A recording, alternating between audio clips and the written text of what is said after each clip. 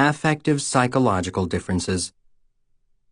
Research consistently shows that leftists and rightists differ in overlapping categories of emotional makeup. To summarize, on the average, rightists are made more anxious by ambiguity and have a stronger need for closure, dislike novelty, are more comforted by structure and hierarchy, more readily perceive circumstances as threatening, and are more parochial in their empathy. The conservative dislike of ambiguity has been demonstrated in numerous apolitical contexts, e.g., responses to visual illusions, taste in entertainment, and is closely related to the differing feelings about novelty, which by definition evokes ambiguity and uncertainty.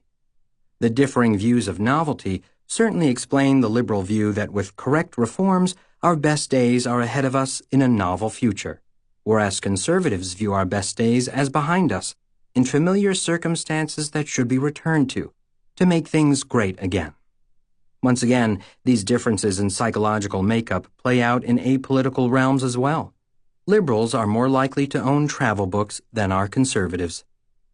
The conservative need for predictability and structure obviously fuels the emphasis on loyalty, obedience, and law and order. It also gives insights into a puzzling feature of the political landscape. How is it that over the last 50 years, Republicans have persuaded impoverished white Americans to so often vote against their own economic self-interest? Do they actually believe that they're going to win the lottery and then get to enjoy the privileged side of American inequality? Nah. The psychological issues of needing structured familiarity show that for poor whites, voting Republican constitutes an implicit act of system justification and risk aversion. Better to resist change and deal with the devil that you know. Harking back to the last chapter, gay conservatives show more implicit anti-gay biases than do gay liberals. Better to hate who you are if that bolsters a system whose stability and predictability are sources of comfort. Intertwined with these variables is the left-right difference in tendency to see things as threatening, particularly when conservatism is anchored in authoritarianism. Life is filled with ambiguity, most of all with the novel future. And if those make you anxious, lots of things will seem threatening. Now, a threat can be abstract, such as to your self-esteem. There are few political differences in the perception of such threats. The differences concern concrete threats to your keister. This helps explain political stances. I have a list here of 200 communist spies working in the State Department is a pretty good demonstration of imagined threat. The difference in threat perception can be apolitical. In one study, subjects had to rapidly do a task when a word flashed up on a screen. Authoritarian conservatives, but not liberals, responded more rapidly to threatening words like cancer, snake, or mugger than to non-threatening words, e.g., telescope, tree, canteen.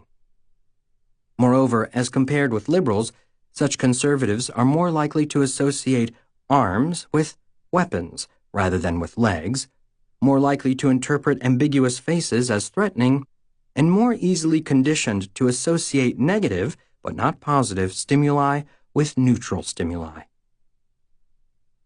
Republicans report 3 times as many nightmares as do Democrats, particularly ones involving loss of personal power. As the saying goes, a conservative is a liberal who has been mugged. Related to this is terror management theory, which suggests that conservatism is psychologically rooted in a pronounced fear of death. Supporting this is the finding that priming people to think about their mortality makes them more conservative. These differences in threat perception help explain the differing views as to role of government, providing for people, the leftist view, social services, education, etc., or protecting people, the rightist view, law and order, the military, etc. Fear, anxiety, the terror of mortality, it must be a drag being right-wing. But despite that, in a multinational study, rightists were happier than leftists. Why? Perhaps it's having simpler answers, unburdened by motivated correction. Or, as favored by the authors, because system justification allows conservatives to rationalize and be less discomfited by inequality. And as economic inequality rises, the happiness gap between the right and the left increases. As emphasized, political ideology is just one manifestation of intellectual and emotional style. As a great example, a 4-year-old's openness to a new toy predicts how open she'll be as an adult to, say, the United States forging new relations with Iran or Cuba.